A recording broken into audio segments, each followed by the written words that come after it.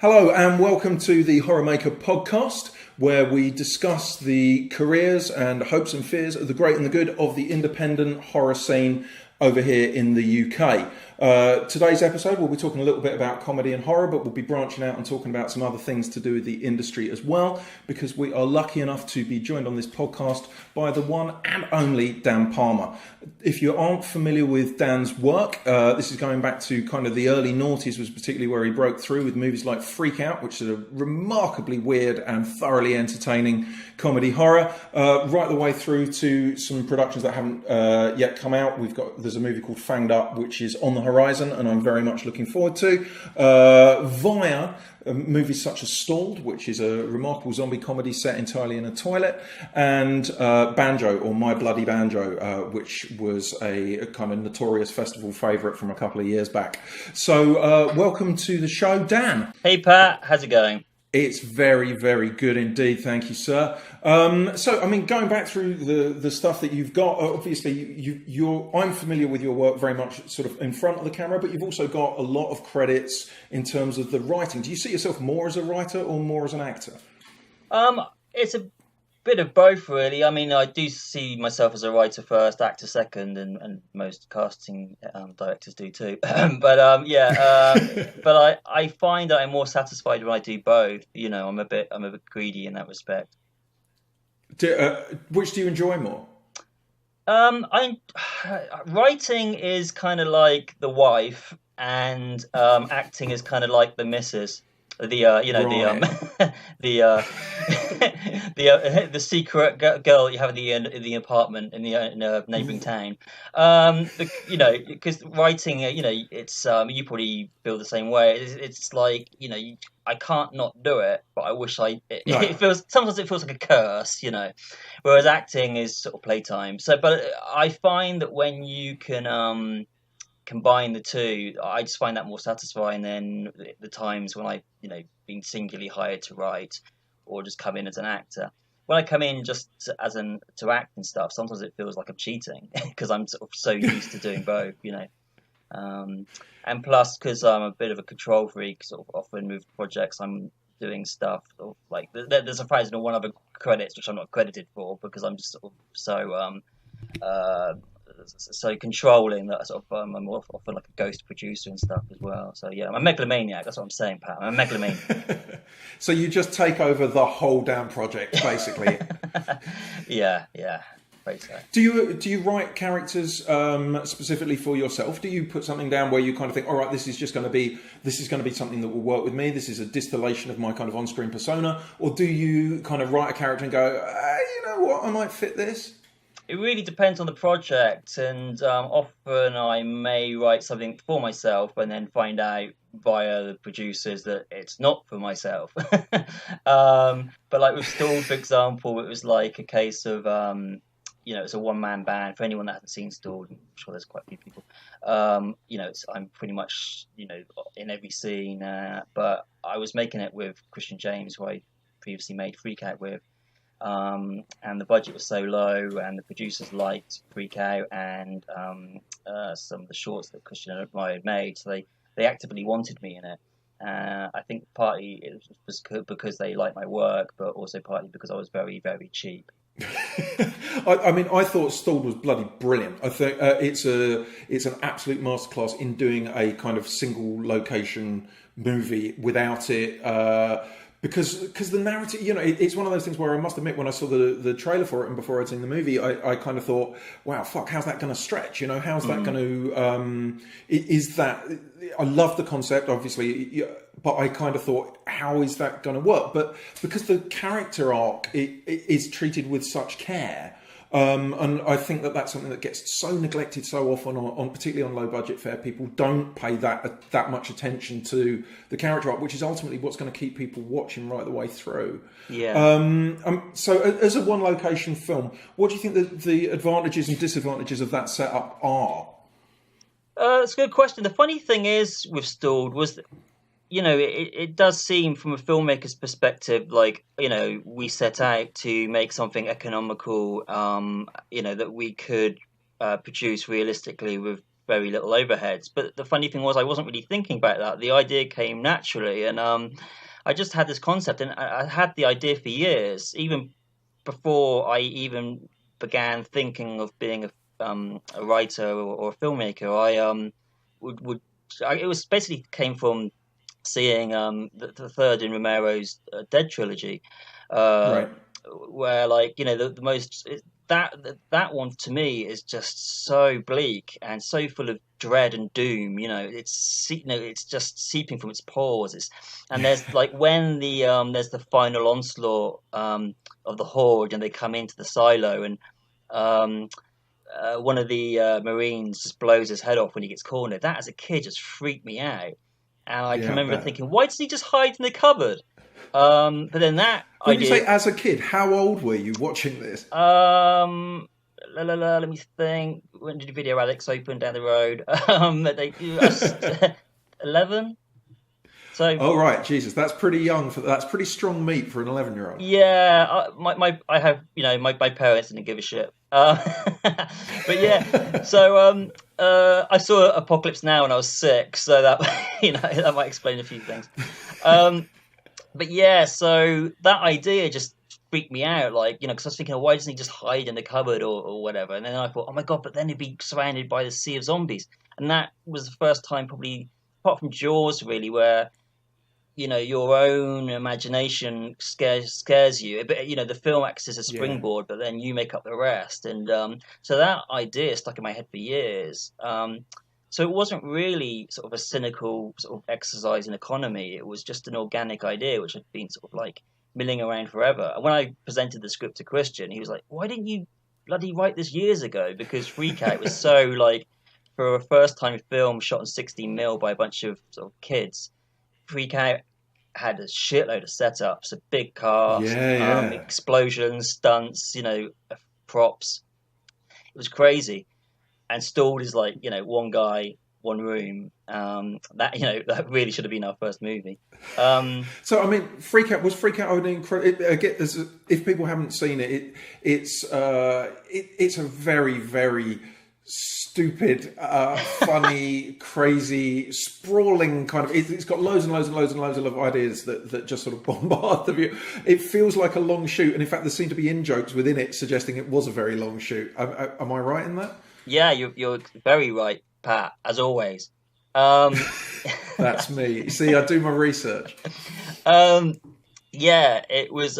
We just finished film school, Christian and I, and Christian James, the director of Freak Out and Stalled and Fanged Up, one that's coming out later in the year. At that point, people were going on to do kind of like be runners on the bill, go and do sort of odd jobs in sort of like at Pinewood. But we wanted to make a movie, and Edgar Wright was in the year above us, and I'd been in Fistful of Fingers, his first film. So we kind of copied that archetype and made the 16mm feature. We didn't have a proper schedule. We were buying film when we could. We were basically going to London with our backpacks on, with empty backpacks on the train, and going around finishing houses and advertising companies and getting offcuts of 60mm film, filling our bags up with cans, and going home and shooting. That's crazy. I mean, that's only, 13 years ago? But that seems like a different age, doesn't it? The kids have grown up with digital. It's nuts. It feels like, you're grand old dames of the theatre. Yeah. Feels like we're Joan Crawford and Betty Davis with more makeup. We are very similar. It's nuts, though, yeah. And, Christian, with a developing bag, with the camera in a black bag, trying to feed in the film, and then finding out 6 months later that the scene that we shot didn't come out because the film didn't feed through the gate properly, all that kind of crap. We thought we'd get this film done in a summer. It ended up taking about 5 years, and literally there's a scene where I'm looking for a window at something, and I'm in 1999, and the thing that I'm looking at is 2003.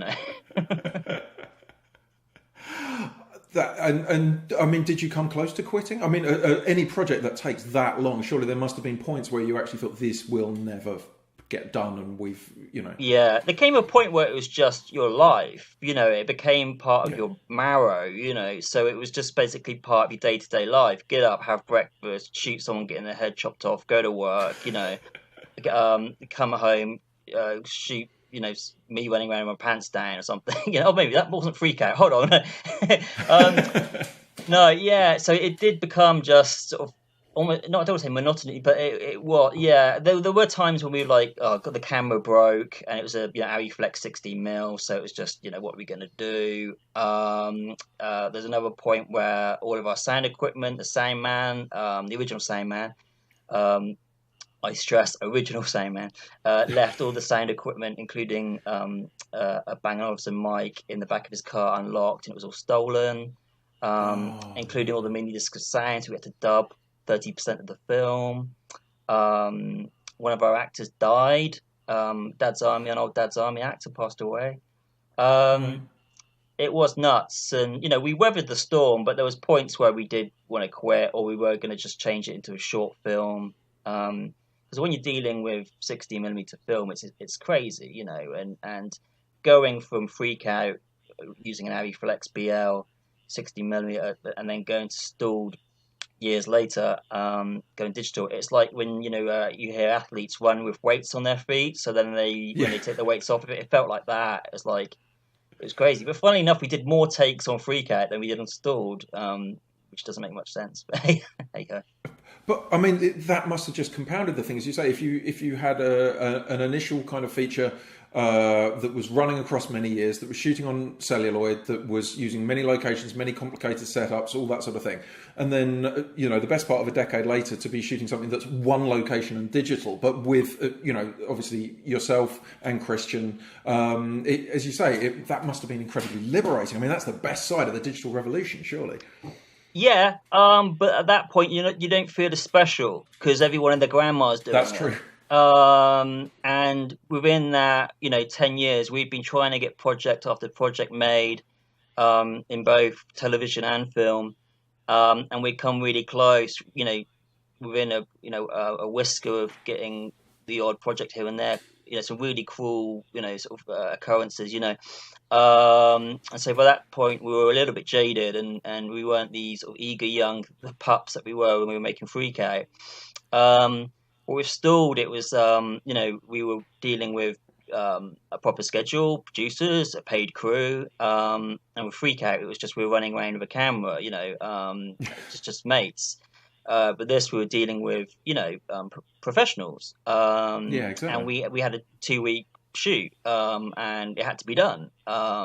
And people, we couldn't go over time, And I was naively on the first day of filming. I remember clearly, we fell behind, and I said, I don't mind. We just stay on and do it. And Chris was like, no, we can't do that, Dan. We're paying people. I'm like, oh, okay. I'm like, let's go through to the midnight, and the grip's going, I ain't doing that, and that's the funny thing in you learn in low budget filmmaking is it's a strange topsy-turvy world because the below the line, I hate that phrase, but the below the line people are earning more than above the line, because the caterer doesn't care about the mise en scène. The best boy doesn't care about the art. They just want their money, and so they should, and so it's a strange new world going from the hobbyist kind of approach into the sort of professional kind of professional world. Yeah, I mean, it's as you say, it's a jump, isn't it? And it just feels like a completely different mentality. I mean, I think that the freedom of the micro budget, the no budget, that down there is a freedom to me. Although perhaps that was, for you guys, that was maybe compounded by the use of celluloid. I mean, because that takes some of that freedom away, just because you haven't got that freedom to experiment, you haven't got all of those sorts of things. So there is the freedom that goes with the micro budget, but then again, of course, there's the limitations that come with that as well, in terms of not being able to control things that perhaps you otherwise would be able to, problems that you could spray away with the money hose. You just can't kind of do that. So I guess maybe does the secret lie somewhere between the two? Yeah. I could tell you've read Rebel Without a Crew. The money hose reference, absolutely. Hose. I think People from our generation, we always say that, and I'm like, yeah, he knows. Moving on to a couple of the other movies on your illustrious kind of CV. Evil Aliens. I caught Evil Aliens at the cinema, and you reprise your character from Freak Out briefly in Evil Aliens. How did that come out? I love it when you get those nods where you kind of sit and watch a movie and go, hey, it's the dude out of Evil Aliens. Yeah, that is so weird. Dude out of Freak Out. Evil Aliens, people just mention now. I was shooting. I did a small role in a film which you mentioned earlier called Banjo. And we were shooting in a cottage, and there was a bit of a break, so the crew went and in the other room and put the TV on, and someone would shout, "Dan, you're on TV." I was like, "What?" And I walked in. Evil Aliens was on the Horror Channel whilst we were filming. It was just a really surreal experience. But yeah, I'm only in it for like 5 seconds. But it's Jake West who directed Evil Aliens, and he's done a bunch of obviously Pumpkinhead and Razor Blade Smile. Doghouse. Jake saw Freak Out. He's one of the first people to see it. I sent him a VHS, boys and girls. It's like a fat Blu-ray. My nieces call VHS's fat Blu-rays. Yeah, so I sent him a VHS, and he loved it. And he was in the middle of shooting Evil Aliens, and he asked me and Christian to shoot some stuff. Emily Booth is in it, and she's got like the sort of supernatural kind of reportage kind of TV show, and he needed some stuff for it. So we just went and filmed some sort of wacky forced perspective sort of spaceship stuff, and some sort of sort of flying saucer, sort of very Edward type sort of stuff. And and then some witness some witness footage with myself as Onky from Freak Out and James Heathcote as Merv. So for the two people that have seen Freak Out and Evil Aliens, they go, "Oh!" It's a bit of a silent that was Bob. me. I was there in the cinema watching You were Evil one Aliens, of those. And I was there too. So that joke landed for me. Yeah, so you and I were those two people. But yeah, I mean, I saw it got a good release. I saw Odeon in Southampton, and it was really surreal seeing it on the big screen. Something that we'd filmed in our back garden. It was it's crazy. But yeah, that's always on TV. It's strange because Stalled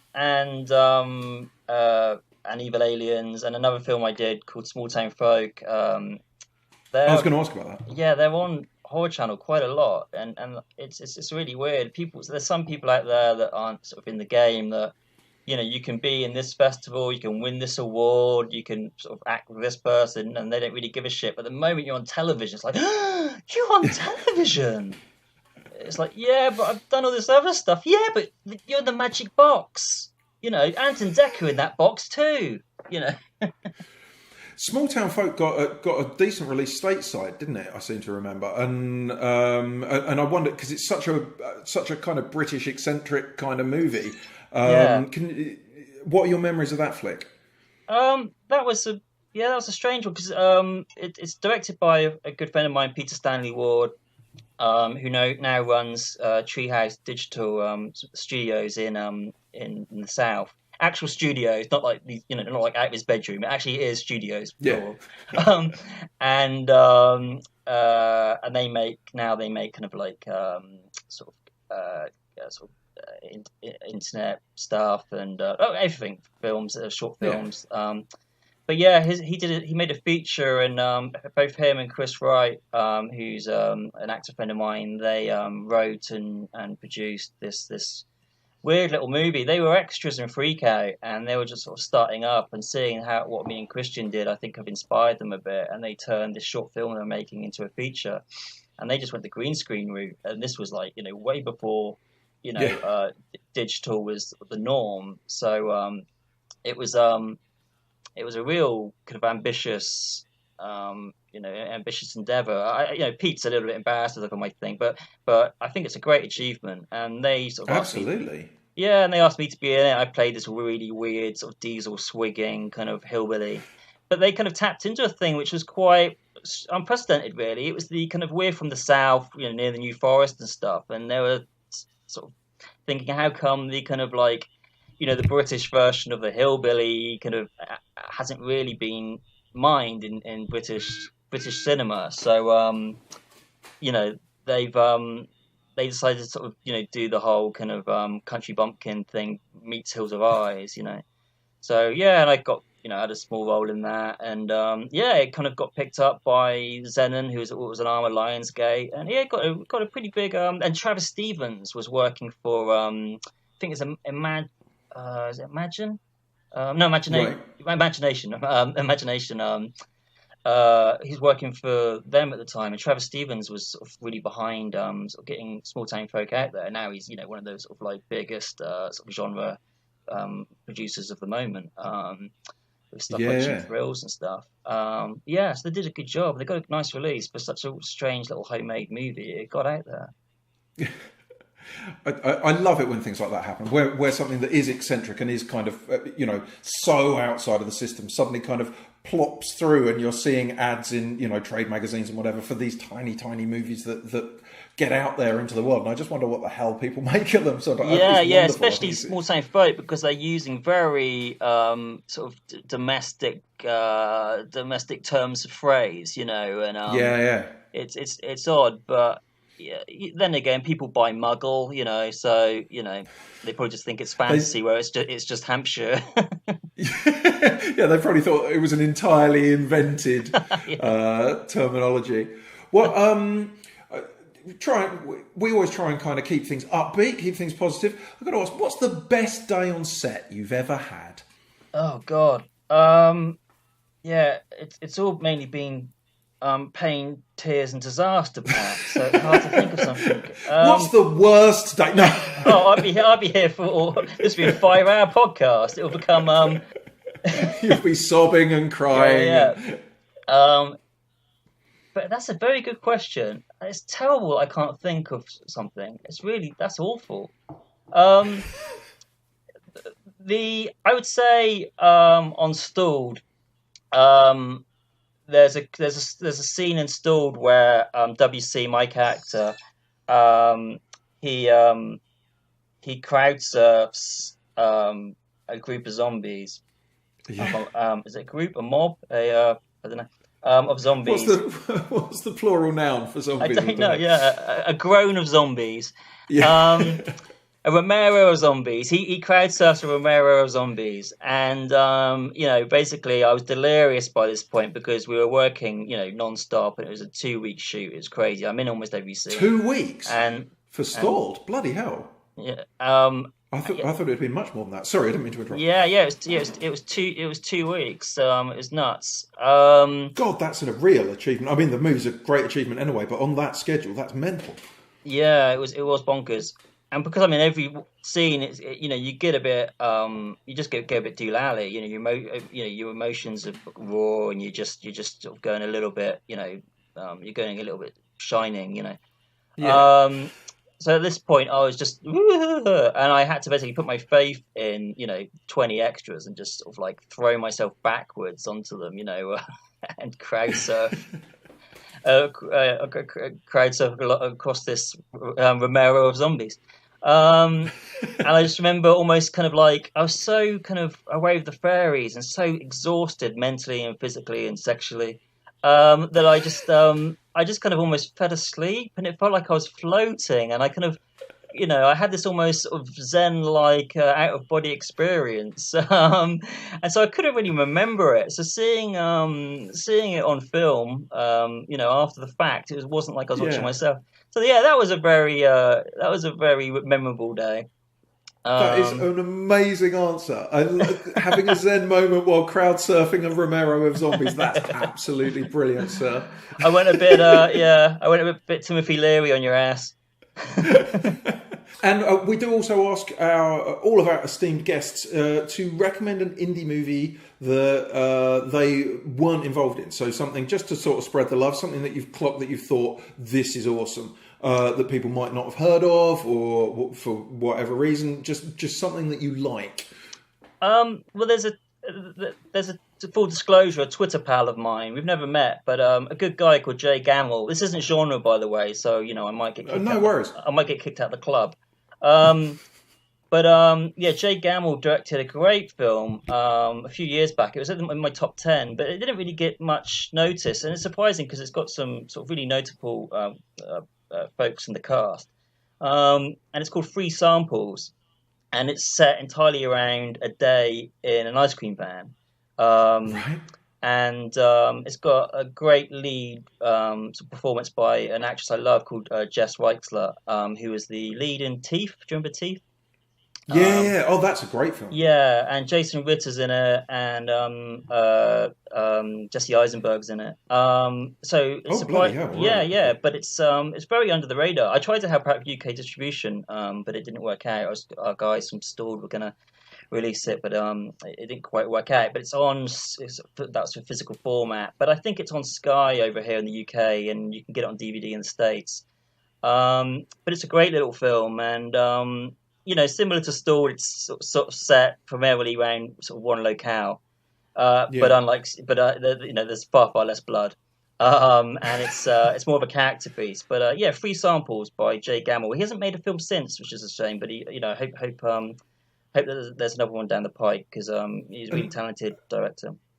what sort of period was this that this came out? About 3 years ago, 4 years ago, Right. so relatively Fantastic. recent. It's completely flown past me, that one. That's not one I've heard of. Yeah, like That sounds really yeah, interesting. it's that weird kind of wild west we're in now, where some films don't come out in physical format, and they only come out as sort of one digital platform, and then sort of like sort of fade away. So it's a shame when that happens, especially when it's surprising when it's got relative stars in it. But yeah, it's a really nice, really cool little indie film. It's worth checking out. Oh, and Chris Wright, a friend of mine, he's just made a short film called The Water Boatman. It's got a bit of a Carnival of Souls kind of vibe to it, really sort of atmospheric and offbeat. I think you can check that out on YouTube. So yeah, check out The Water Boatman. That sounds grand, man. I've had a couple of sort of scribbled down notes, and having asked you the best day that you've ever had on set, I'm going to throw another positive one at you. What is the single moment of your career that you were proudest of? What's the thing you want on your tomb? Um, Hopefully it's still to come. I am. Yeah, good answer. Yeah, I know I know that's very kind of, I don't know, but yeah, I'm not 100% sort of satisfied with anything I've made. And I think that's a good thing. And because of budget constraints or my own sort of like for reasons through my own sort of failings, but I think I'm proud of. I'm probably most proud of Stalled because of it's performance wise it's a one man band, and I'm proud of my work in conjunction with Christian, and I think Freak Out is kind of like your homework. It's just showing someone your English homework from when you're in junior school. And Stalled is our sort of like soft. That's got a kind of sophomore effort, and that's normally the slump. But I think Stalled is sort of the ascent. But yeah, I'm not one of these people that sort of sits back and babes and aren't I great? Because at the end of the day, these kind of movies are a microcosm, and you can be in danger of going to these festivals where you're praised and thinking that you're the next big thing, and all you have to do is step out the door. No one's fucking heard of you.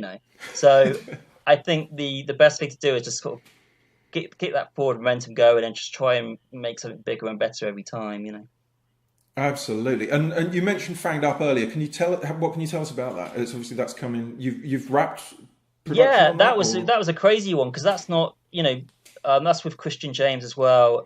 But Freak Out and Stalled were both kind of ideas of our own that we kind of came up with, and it was movies that we got off the ground.